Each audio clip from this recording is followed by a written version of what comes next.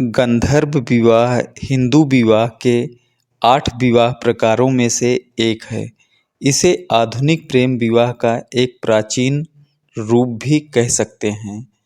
परिवार वालों की सहमति के बिना वर और कन्या का बिना किसी रीति रिवाज के आपस में विवाह कर लेना गंधर्व विवाह कहलाता है।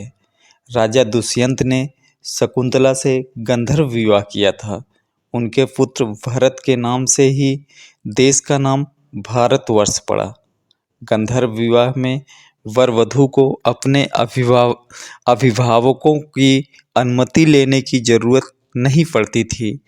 युवक युवती के परस्पर राजी होने पर किसी क्षत्रिय के घर से लाई गई अग्नि से हवन करने के बाद हवन कुंड के 3 फेरे परस्पर गठबंधन के साथ कर लेने मात्र से इस प्रकार का विवाह संपन्न मान लिया जाता था।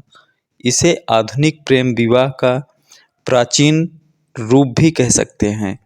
इस प्रकार का विवाह करने के पश्चात वर वधू दोनों अपने अभिभावकों को अपने विवाह की निसंकोच सूचना दे सकते थे, क्योंकि अग्नि को साक्षी मानकर किया गया विवाह भंग नहीं किया जा सकता था।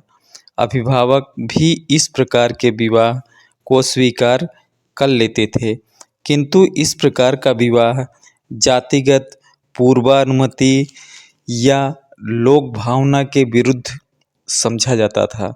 लोग इस प्रकार किए गए विवाह को उतावली में किया गया विवाह ही मानते थे। उस जमाने में कुछ लोगों की ये भी भावना थी कि इस प्रकार के विवाह का परिणाम अच्छा नहीं होता है। भारतीय परिप्रेक्ष्य में शकुंतला दुष्यंत, पुरूरवा उर्वशी यानी कि बहुत सारे गंधर्व विवाह के उदाहरण मौजूद हैं।